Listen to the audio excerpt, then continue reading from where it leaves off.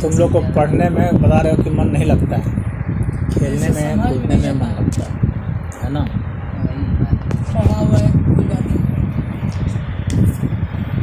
यह एक बहुत मूल प्रश्न है।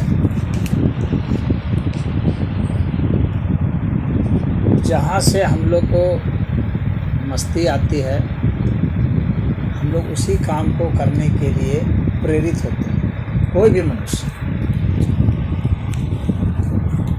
और इसका उल्टा, जैसे मैंने बताया तुम लोग को, इसका उल्टा भी होता है कि जहाँ हम लोग मन लगाते हैं वहाँ से हमें प्रेरणा मिलती है, खुशी मिलती है।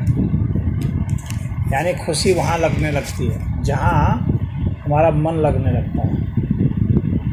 तो इसको मनोयोग कहा जाता है। कौन सा योग कहा जाता है?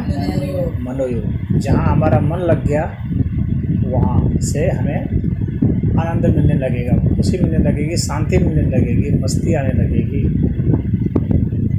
और जो मन नहीं लगा पाते हैं कहीं पर, उनका कहीं पर मन लगता है अपने से ही।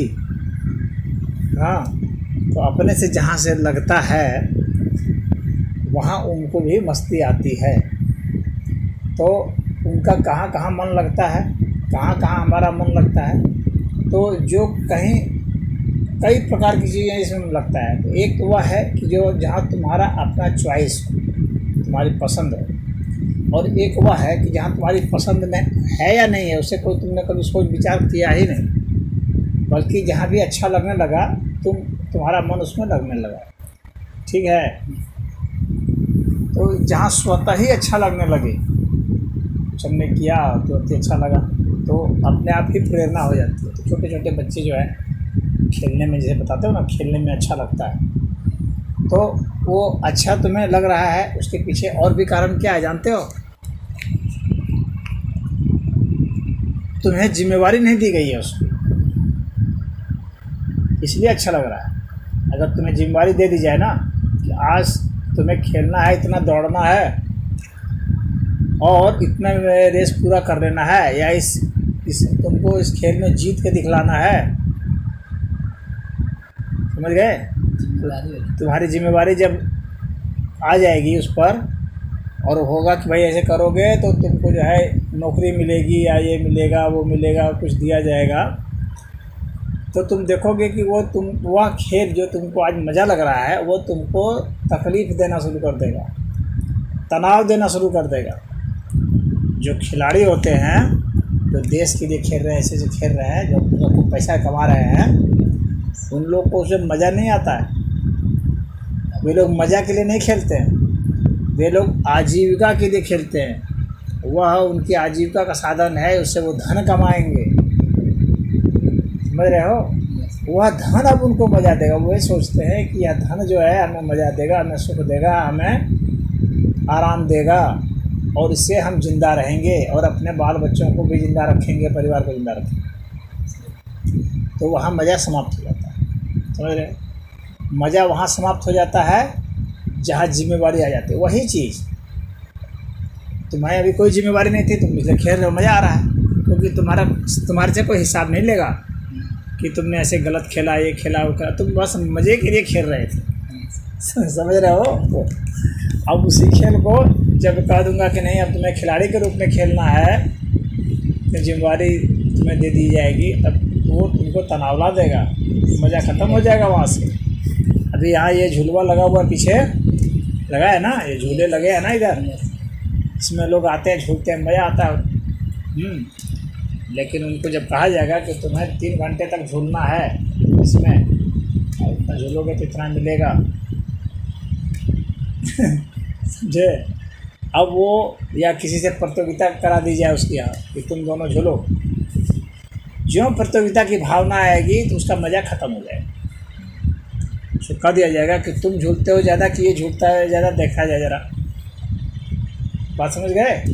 ये दोनों को दो झूलवा में एक एक लड़के को बैठा दो, और देखते हैं कौन झूलता है। अब उनको मज़ा नहीं आएगा, अब वो सोचेगा कि इससे मुझे हराना है और इतनी देर तक झूलना है, इससे ज़्यादा देर तक झूलना है, वो सोचेगा इससे मुझे ज़्यादा देर तक झूलना। दोनों के मज़े समाप्त हो जाएंगे, दोनों सिर्फ जीतने की होड़ में लग जाएगा। जीतना का होड़ मतलब अहंकार, समझ गए। जहाँ हमारा अहंकार जुट जाता है वहाँ मज़ा समाप्त हो जाता है, खुशी समाप्त हो जाती है, शांति समाप्त हो जाती है, अहंकार हमारा प्रबल हो जाता है। योग करोगे तो मज़ा आएगा, लेकिन तब जब तुम्हारे पर कोई जिम्मेवारी नहीं, बस कर रहे हो करने के लिए, तो मज़ा आएगा। लेकिन जब तुम सोचोगे कि मुझे करना है, इन लोगों को बतलाना है, सिखाना है, दिखाना है, बहुत सारी चीज़ें सब जब आ जाएगी तो मज़ा समाप्त हो जाएगा। बात समझ में आ रही है। अब पढ़ने की बात आते हैं, जो तुम्हारा मूल प्रश्न था, अब इसी को उसमें लगाओ। पढ़ते हो मन नहीं लगता है, क्यों? क्योंकि तुम लोग को मज़े के लिए नहीं पढ़ने के लिए कहा गया है। इसलिए कहा गया है तुमको क्लास में इतना अच्छा नंबर लाना है, इतना आज करना है, इससे पैसा कमाना है, इससे नौकरी लेनी है, इसे समझ रहे हो। तो तुम्हारे ऊपर जिम्मेवारी को का बोझ लाद दिया गया है, तुम्हारे से लोग आशा कर रहे हैं। तुमको घर वाले यहाँ मज़ा लेने के लिए नहीं भेजे हैं स्कूल में, किस लिए भेजे हैं? पढ़ करके कमाने के लिए, ताकि पढ़ के डिग्री हासिल करो, फिर कमाओ और उनको पैसे दो और घर को बड़ा बनाओ और संसाधन को जुटाओ, इसलिए। लेकिन अगर तुम अपनी प्रेरणा से पढ़ के देखते हैं, पढ़ने में अच्छा लगता है, उसको देखते हैं, कोई जिम्मेवारी नहीं, कोई हिसाब किताब नहीं लेता तुमसे, उससे तुमको कुछ भी लेना देना नहीं है, तब तुम उसको मज़े के लिए पढ़ते, तब उसमें तुमको रस आता, विद्या तब आती है, समझ रहे हो। उसी तरह से जब गाते हैं लोग, हाँ, तो जब कोई मज़े के लिए गाता है, गा रहा है, मज़ा आ रहा है, गा रहा है, ठीक है। लेकिन जब उसके लिए गाना एक प्रोफेशन हो जाएगा, जब यानी उसका जब व्यवसाय हो जाएगा, तो उसको मज़ा नहीं आएगा फिर। भले वो बहुत बढ़िया से गाएगा, पद्धत से गाएगा, शास्त्रीय संगीत से गाएगा, या कोई भी पश्चिमी संगीत है उसके तहत गाएगा, कुछ भी गाएगा। हालांकि संगीत तो मज़ा के लिए होता है, लेकिन मज़ा उसको नहीं आएगा। क्यों? क्योंकि वो सोचेगा जितना बढ़िया गाऊंगा उतने ये सब प्रसन्न होंगे और उतने ये हमें पैसे देंगे, उतना हमारा नाम होगा, यश होगा, हमें गाने मिलेंगे, फिल्म मिलेगा, इस तरह की बात वो सोचेगा, उसको मज़ा नहीं आएगा। एक संत हुए हैं हरिदास करके, ठीक है, और एक तानसेन करके संगीतकार हुए, मालूम है? तानसेन बहुत बड़े संगीतकार थे, तानसेन बहुत अच्छे गायक थे, बहुत अच्छे वादक थे। अकबर के दरबार में गाते थे, सारे गायक जो थे उनके सामने फेल थे। तो अकबर कहते तुम्हारी आवाज़ जैसा किसी की आवाज़ नहीं, तुम्हारे इतना बढ़िया कोई नहीं गाता है। तो तानसेन ने कहा कि नहीं, आपको मैं एक आदमी से मिलाऊंगा जो मुझसे बढ़िया गाता है। तुमसे भी बढ़िया? हाँ। अच्छा, तो कहाँ है? उनको बुला लाओ यहाँ। हाँ, कि नहीं वो यहाँ नहीं आए।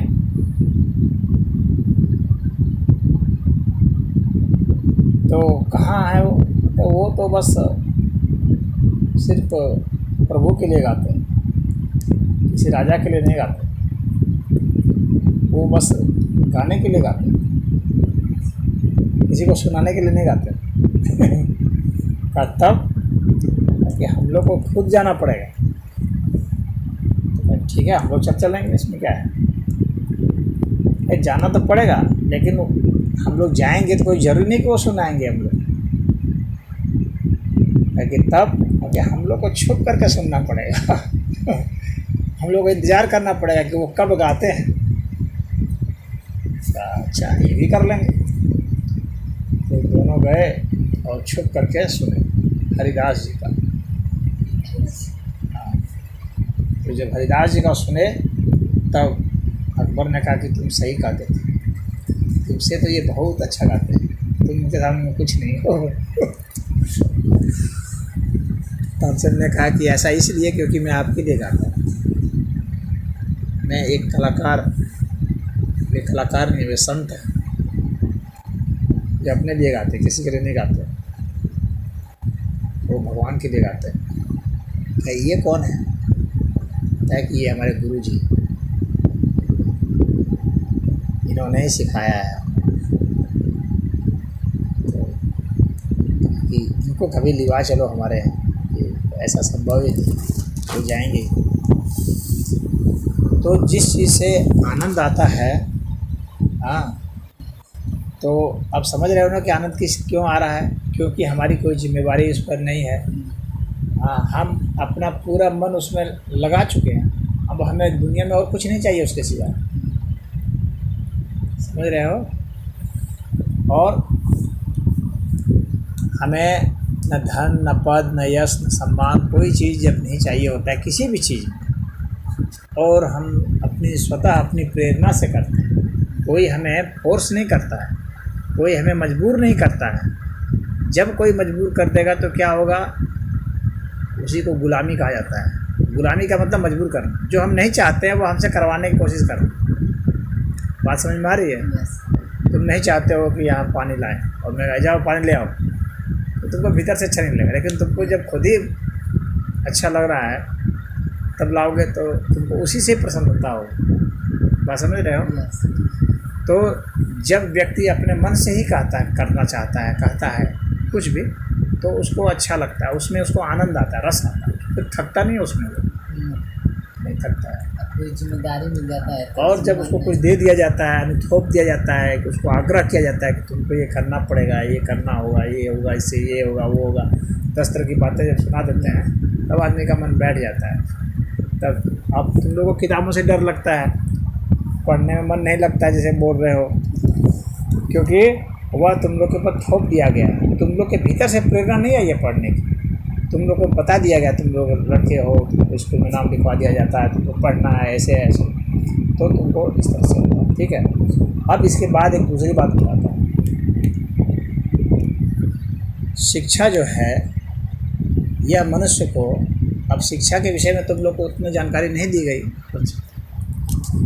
क्यों हमें पढ़ना चाहिए, अध्ययन क्यों करना चाहिए? क्या अध्ययन सिर्फ नौकरी के लिए होता है? शिक्षा जो तुम पढ़ रहे हो, यह अध्ययन इसलिए सिर्फ नहीं होता है कि हमें आजीविका मिले, आजीविका भी उसमें एक होता है, लेकिन सिर्फ आजीविका के लिए नहीं होता है। शिक्षा मनुष्य के हर क्षेत्र का विकास करता है। हर क्षेत्र में जो बेहतर चीज़ है ना, वह शिक्षा के द्वारा ही संभव है। कुछ भी बेहतर जो है दुनिया में, वह शिक्षा के जरिए ही संभव है। बात समझ में आ रही है? तुमको गाना है तो, नाचना है तो, तुमको चित्रकला बनानी है तो, शिल्प कला करनी है तो, दुनिया में जितनी भी कलाएं हैं वो शिक्षा से ही संभव है। दुनिया में जितना विज्ञान है शिक्षा से ही संभव है। दुनिया में जितना ज्ञान है शिक्षा से ही संभव है। तुम अपने को जितना बेहतर बना सकते हो शिक्षा से ही संभव है। जितना तुम अपने को स्वस्थ रख सकते हो शिक्षा से ही संभव है। हर चीज़ जो दुनिया में बेहतर है वह शिक्षा से ही संभव है, और दुनिया में जो बदतर हुआ है वह शिक्षा की विकृति से संभव हुआ है। वह भी, उसका भी आधार शिक्षा ही है, लेकिन उसमें दिमाग आदमी का विकृत हुआ है, तो उसने उसको आदमी के खिलाफ या अन्य प्राणियों के खिलाफ में उसका दुरुपयोग किया है। तो तुमको शिक्षा इसलिए चाहिए क्योंकि तुमको अपने को बेहतर करना है, और जब बेहतर करते करते क्या करना है, बेहतर का मतलब क्या हुआ, जो तुम अभी दुखी हो इस दुख से तुमको मुक्ति मिलेगी। अभी तुमको जैसे तुमको लगता है ना कि पढ़ने में बड़ा कष्ट है, हाँ, तुमको ऐसा लगता है पढ़ने में कष्ट है, हाँ, तुमको लगता है कि, लेकिन तुम ये नहीं जानते हो कि अगर तुम नहीं पढ़ोगे तो तुमको आने वाला जो भविष्य तुम्हारा है वो और कितना कष्टदायी हो जाएगा। समझ रहे हो? तुम पढ़ोगे तो ये कष्ट धीरे धीरे ख़त्म होगा। ये तपस्या है, बिना तप के कुछ भी नहीं मिलता। तो ज्ञान है, भक्ति है, कुछ भी है तो वो तप से ही मिलता है। तब शुरू में थोड़ा सा तकलीफ जरूर अवश्य लगता है उनको जिनको थोपा जाता है। तुमको तप जो है तकलीफदायक नहीं लगेगा तब जब तुम्हारे भीतर से ही प्रेरणा होगी, जब तुम समझोगे कि इसमें कितनी अच्छाइयाँ हैं, इससे तुम कितना बेहतर हो सकते हो, इससे तुम अपने को प्रसन्न रख सकते हो। तो तुम करें ना कि मन नहीं, अच्छा नहीं लगता है, तो अच्छा तुमको लग सकता है। जब तुम अपने एक सोचोगे कि मुझे इसको अच्छे के लिए पढ़ना है, मुझे ज्ञान के लिए पढ़ना है, देखना है कि इसमें क्या क्या है, तब देखोगे कि तुमको कितना अच्छा लगने लगा कि अरे ये कैसे हो गया, ये कैसे हो गया। तुम्हारे भीतर जिज्ञासा जब आएगी ना, तब तुम्हारा मन जो है उसमें रस पाने लगेगा, शिक्षा में रस पाने लगेगा, तब तुमको बहुत अच्छा लगने लगेगा। तब तुमको लगेगा कि पढ़ने से बढ़िया और कुछ नहीं, इससे बढ़िया और कोई मित्र नहीं हो सकता। इससे बढ़िया और कोई पिता नहीं हो सकता, इससे बढ़िया और कोई गुरु नहीं हो सकता, इससे बढ़िया और कुछ नहीं हो सकता। क्योंकि दुनिया में जितने भी श्रेष्ठ लोग हैं, उन लोगों ने जो कुछ भी अपनी ज़िंदगी में अच्छा पाया है, प्रयोग किया है, समझा है, जाना है, उसको किताब में उसने उतार दिया है। जो आज हम लोग को पुस्तक के रूप में है, चाहे वो किसी के भाषण के रूप में हो, चाहे अन्य रूप में जो भी है, अभिव्यक्ति के जितने भी रूप हैं, उन सब में है। उन सबको साहित्य या कला या जो भी कह दो, उन सब में तुम्हारी रुचि फिर होने लगेगी। क्योंकि तुम जो श्रेष्ठ लोग हुए हैं, उन्होंने जो अपना सबसे बड़ा योगदान दिया है, उसको तुम समझ रहे हो और उससे तुम्हारा हर क्षेत्र में विकास होने लगेगा। लेकिन वह तुम्हारी अपनी प्रेरणा से होनी चाहिए। बात समझ रहे हो? अपनी प्रेरणा से। अब मान लो तुम शिक्षित नहीं होगे, तुमको ऑस्ट्रेलिया जाना है, वहाँ पर तुम कैसे बातचीत करोगे? कैसे करोगे? वहाँ नहीं कर पाओगे ना। अगर यहाँ से पढ़ लिख करके जाओगे तो वहाँ तुम कर सकते हो। पूरी दुनिया में तुमको कहीं भी खड़ा कर दिया जाएगा, तुम वहाँ जी सकते हो, जी सकते हो ना। अंग्रेजी जानते रहोगे तो वहाँ बोल लोगे।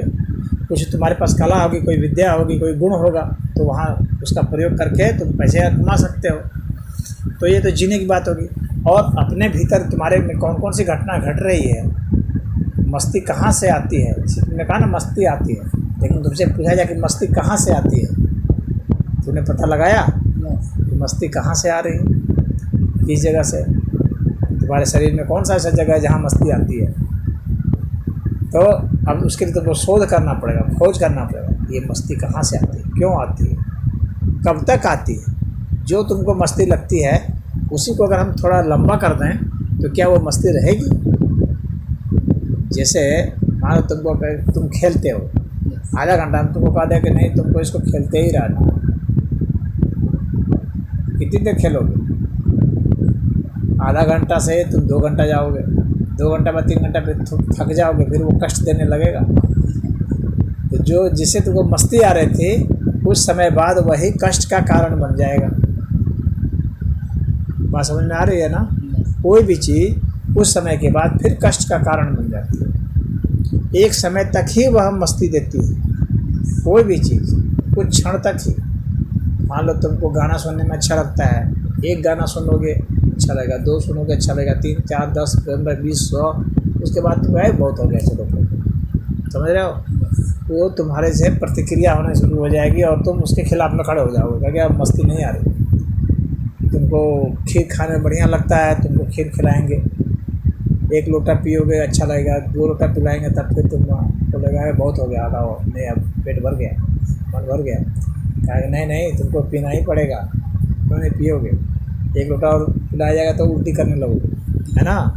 तो वो कष्ट का कारण बन जाएगा। तो वही चीज़ जो थोड़ी देर के लिए मस्ती है, थोड़ी देर के बाद वही कष्ट का कारण बन जाता है। तो मेरे जिस चीज़ में तुमको मज़ा आ रहा है ना, थोड़े ही दिनों के बाद, थोड़े ही समय के बाद वही दुख का कारण बन जाता है। ऐसा कोई चीज़ नहीं है जिसको कि तुम करो और दुख का कारण ना बने। तो इसलिए ये जो मज़ा है, ये बस क्षण भर के लिए ही होता है, थोड़े से समय के लिए होता है, उसके बाद फिर वो मज़ा नहीं लगता। फिर तो वो कष्ट उत्पन्न करना शुरू करता है और धीरे धीरे इतना कष्टदायी होगा तुम उसको जारी नहीं रख सकते, तुमको उसको छोड़ देना पड़ेगा, भाग जाना पड़ेगा।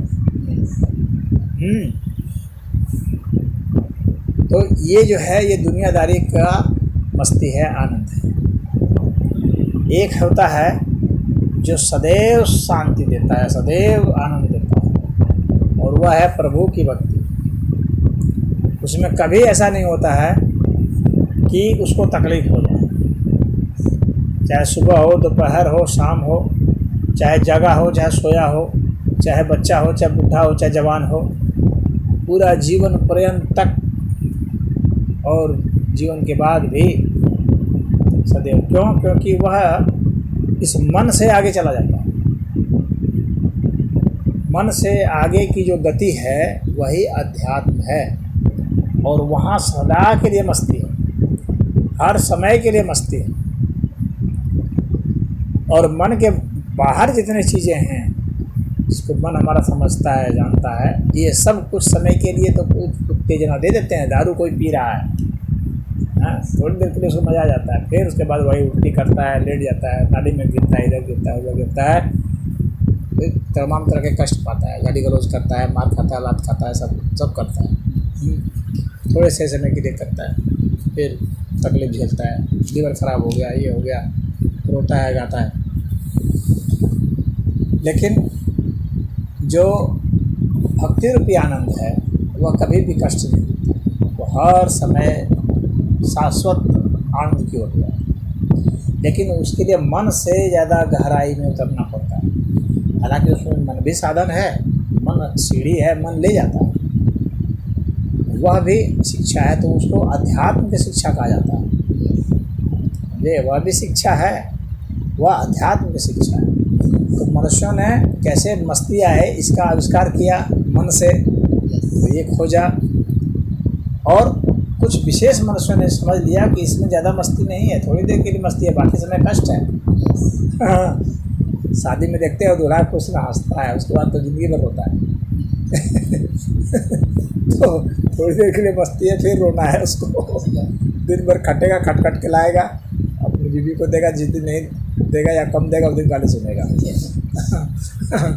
तो क्या करें, तो वो जो है लगातार कष्ट पाता रहेगा। थोड़ा सा उसको सुख मिलेगा पत्नी से, लेकिन थोड़ा सा सुख मिलेगा, बाकी समय लताड़ मिलेगी, तो वो लगातार कष्ट पाता रहता है। तो ये इस विद्या के कारण है जो हम लोग के मन में खुल जाए, और एक मन के गहराई से, आत्मा से बात आती है। मन का वह सूक्ष्म स्वरूप, बहुत छोटा सूक्ष्म स्वरूप जो हमें और बहुत गहरे अंदरूनी सुख की ओर ले जाता है, उसको विवेक कहते हैं। और विवेक का भी जो बहुत सूक्ष्म होता है उसको प्रज्ञा कहा जाता है। प्रज्ञा का भी जो बहुत सूक्ष्म होता है, उससे सूक्ष्म मतलब छोटा, हाँ बहुत छोटा, समझ गए। तो वह जो है, इसको समझना काफ़ी जटिल हो जाए, जैसे कोई छोटा से छोटा बिंदु समझते जाओ उस तरह से, तो वो जितना छोटा से छोटा होता जाता है उतना वह जो है सूक्ष्म कहलाता है। तो मन का छोटा, बुद्धि से भी सूक्ष्म, छोटा मतलब सूक्ष्म, मेरा कहने का मतलब यहाँ है, उससे भी सूक्ष्म जो है वह विवेक से भी सूक्ष्म जो है वह प्रज्ञा से भी सूक्ष्म जो है वह आत्मा से कुछ सूक्ष्म होता है, सबसे सूक्ष्म अति सूक्ष्म है, क्योंकि वह अविभाज्य स्थिति, यानी इसको विभाजित नहीं कर सकते। वहाँ का जो आनंद है, जो मस्ती की बात कर रहे थे ना, तो वहाँ का जो आनंद है उसको आत्मानंद कहा जाता है। आत्मानंद में जो मग्न रहता है वो मग्न रहता है, उसका विलोम नहीं होता है, कि उसका विलोम समझते हैं ना, विपरीत, उसका विपरीत नहीं होता है कि मस्ती का विपरीत होता है, मस्ती है तो दुख भी है, सुख है तो दुख भी है, लेकिन आत्मानंद का दुख विपरीत नहीं होता है, वह सदैव मस्ती, उसका देह भी काटा जाता है तो अंदर से वो मस्ती में रहता है। हाँ, शरीर का वह गुण है, शरीर का गुण तो वह है, तो वह मन तक जाएगा, मन तक, लेकिन मन की गहराई में जब वह उतर जाता है तो मन के दुख जो है उसको बहुत प्रभावित नहीं करता, वह अपने में मगन रहेगा। उसको भले काटा भी जाएगा तो उसको फांसी पर चढ़ा दिया जाएगा, तो उसको जला भी दिया जाएगा, तो प्रहलाद की सुने है ना दास्तान, उसको जला दिया गया तो भी अपना जप रहा है नारायण नारायण। ये कथा किस लिए है? यह कथा इसलिए है क्योंकि उसको कितना भी कुछ तकलीफ दिया जाए, इस कथा से संदेश यही है, कोई ज़रूरी नहीं है कि हिरण्यकशिपु ने उसको जलाया ही था, समझे, या उसको पटका ही था, ऐसा नहीं मतलब नहीं है। वहाँ यह मतलब है कि कितने भी प्रकार के भिन्न भिन्न प्रकार की जो तकलीफ़ें हैं जो इस संसार से मिलती हैं, उसका कोई असर उस पर नहीं होता। वह भक्ति में इतना लगा रहता है कि इन सब चीज़ों का असर उस पर नहीं होता है, वो अपना जप रहा है, नारायण नारायण कर रहा है, और उसके कारण वो सदैव उसके चेहरे पर संतोष की भावना, सुख की भावना रहती रहती है। बात समझ गए? तो ये सब विद्या ही है, ये सब शिक्षा ही है। तो ये तमाम तो शिक्षाएं जहाँ से भी मिलती हैं, जिधर से भी मिलती हैं, जो भी मिलती हैं, उसको लेते जाना चाहिए। शिक्षा ही ऐसी चीज़ है जिसका संग्रह किया जाता है, बुद्धिमान जो है शिक्षा का संग्रह करता है। और उसको पूंजी बना करके और उस शिक्षा के जरिए ही आनंद को पाता है। शिक्षा के जरिए मस्ती आती है, सब कुछ आता है, सारी सुविधाएँ आती हैं। तो इसीलिए हर तरह की जो शिक्षा होती है वो काम की होती है, लेकिन आपको समझना है कि मेरा लक्ष्य किधर है, कितना हमको वो शिक्षा लेनी है, किस किस तरफ से लेनी है। तो जितनी क्षमता तुम्हारी है उतना देते जाओ, और उसमें जब मन लगाओगे तो उससे आनंद रस झरेगा। सरस्वती जो है ना, वो वीणा है ना, उनके पास संगीत है, वो आनंद को बतलाने के लिए पुस्तक भी उसके पास है।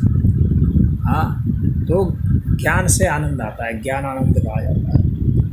तो ज्ञान में जब रस लोगे, तुम्हारा मन उसमें लगेगा तो आनंद आएगा, और गहरा आनंद आएगा, गंभीरता वाला आनंद जो ज़्यादा टिकाऊ होगा। शिक्षा से जो आनंद आएगा वो ज़्यादा टिकाऊ होगा, और जो अशिक्षा से आएगा, वो शिक्षा से जो आएगा, कुछ मस्ती आती है, वह टिकाऊ नहीं होती है। जितनी ज़्यादा वो शिक्षा होगी, अशिक्षा होगी, वह जो है आनंद उतना ही कम टिकाऊ होगा, वो मस्ती उतनी ही कम टिकाऊ होगी, वह सुख उतना ही कम टिकाऊ होगा।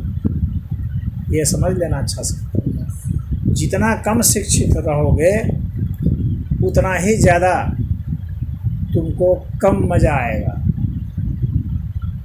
शिक्षा का मज़ा से बहुत मतलब है। तो जो अशिक्षित हैं वो कैसा मज़ा लेते हैं? वो सिर्फ वह मज़ा ले पाते हैं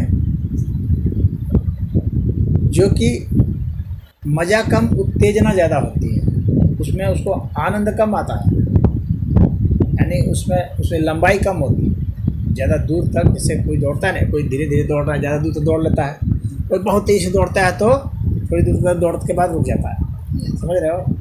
तो जो जितना अशिक्षित होता है वो उतना तेज़ी से दौड़ता है, उतना तेज़ी से प्राप्त करना चाहता है, वो बहुत भूखा होता है, और इसलिए उसको बहुत तेज उत्तेजना होती है, उसको वह मज़ा आता है, लेकिन वह उत्तेजना होती है, और उस दुख में वो असल में दुखी होता है, बहुत जल्दी ही उसको तुरंत हताशा हो जाती है, छोड़ता है। और फिर इसी तरह के वो झटके वाले जो उत्तेजनाएँ हैं, इसको वह पसंद करता है ज़्यादा, इसीलिए उसको दारू चाहिए, वो पिएगा तो शरीर झमझमाने लगेगा, तो उस जगह यही मज़ा है। फिर कोई ड्रग ले लेगा, फिर शरीर उसका झमझमाने लगेगा, मन झमझमाने लगेगा, उसमें होश नाम की चीज़ नहीं है।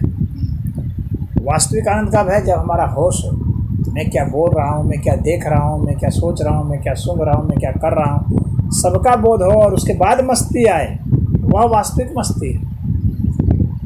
जब हमें पता भी नहीं चल रहा है, हमने हेरोइन ले लिया, कोई ड्रग ले लिया, पता भी नहीं चल रहा है क्या कर रहे हैं, अंडे बंड पक रहे हैं, किसी को धकेल रहे हैं, किसी को गरिया रहे हैं, सिर्फ सोच रहे मज़ा आ रहा है। तो यह वो जो मज़ा है ना, वह वास्तव में उसको आनंद की कैटेगरी में नहीं रखेंगे। वो ऐसी चीज़ में, यह उत्तेजना कैटेगरी, उत्तेजना है, वो उसका दिमाग मंद हो गया है।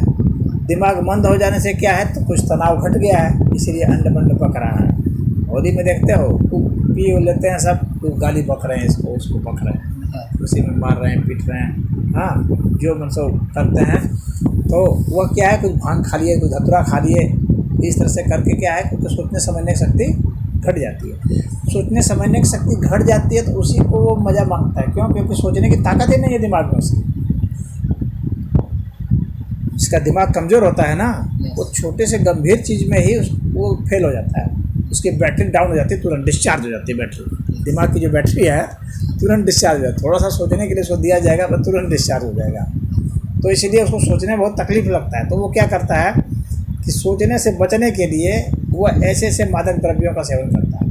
और जब आदमी दिमाग से कम सोच पाता है तो उससे उसका दिमाग, उसको लगता है हल्का हो गए, शब्द उसको भारी लगते हैं, और उसमें भी वैसे शब्द जो आपस में विरोधाभासी हो लगते हैं, उनका सामंजस्य नहीं बिठा पाता है और वो तनाव में चला जाता है। जैसे कि मान लो कि तुम्हारी माँ ने तुमको एक चीज़ कहा, ठीक है, ठीक उसी का उल्टा तुम्हारे पिताजी ने कहा, हाँ, ठीक उसी का उल्टा तुम्हारे पिताजी ने कहा। अब तुमको तनाव हो जाएगा, किसकी बात माने क्योंकि ये जो दो वाक्य है ना, ये तुम्हारे लिए भारी हो गए।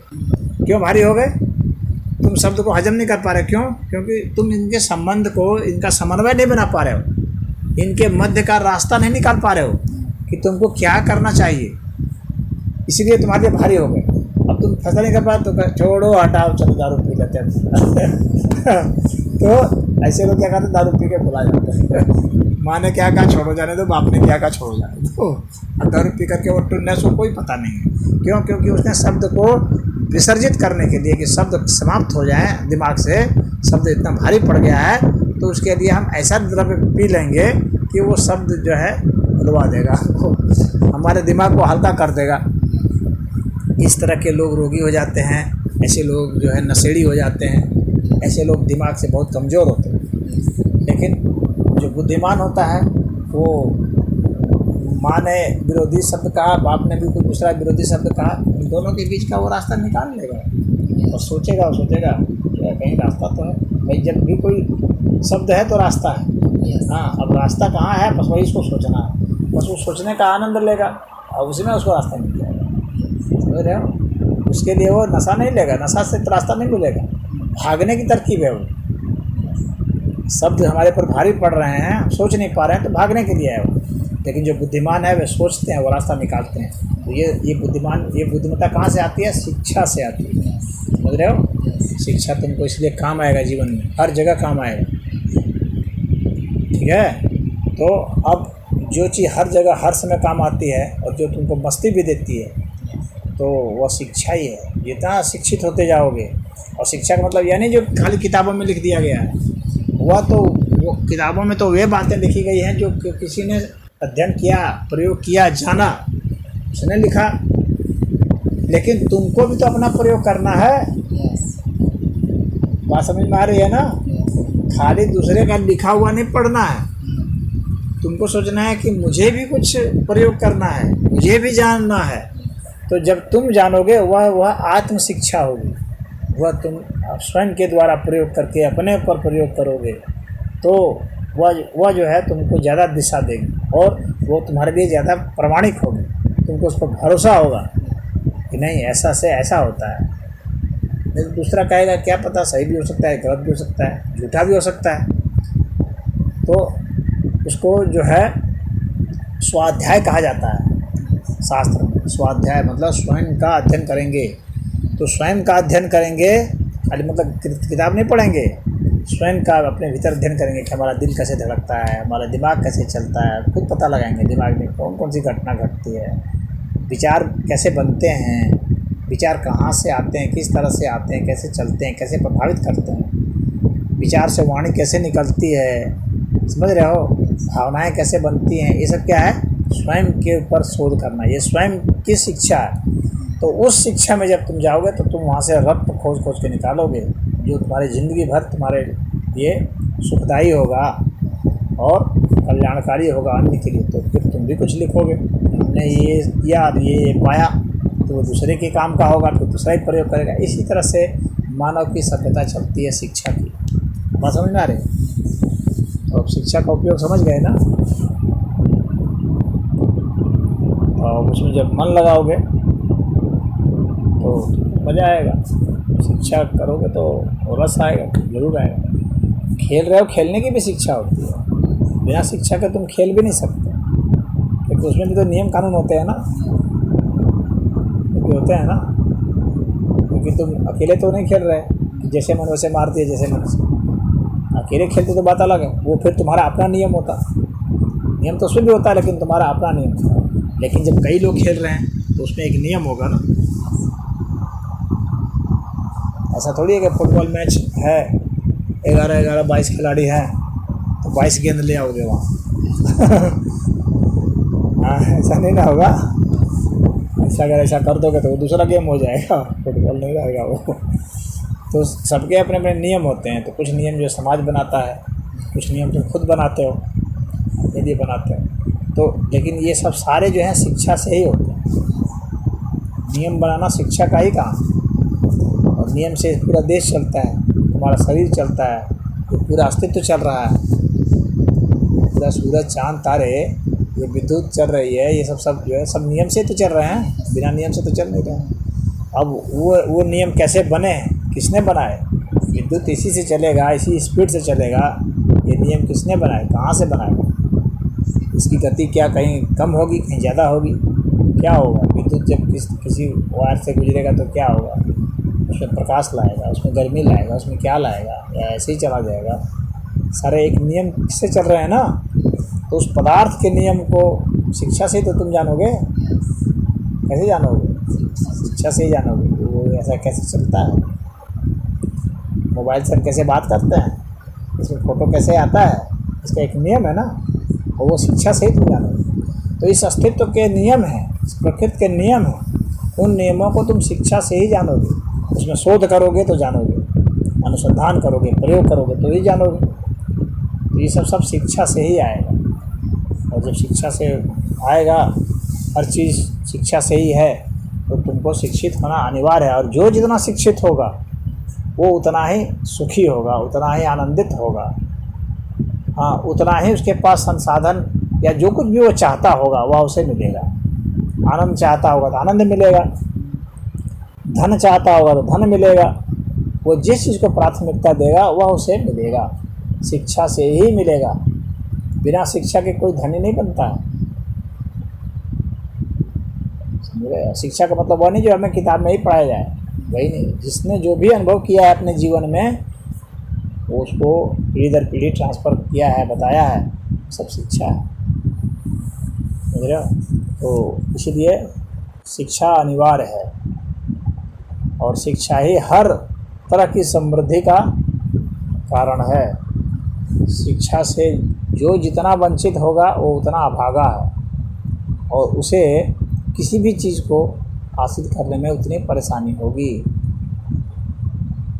इसलिए शिक्षा से बच करके कभी तुम सुखी नहीं रह सकते।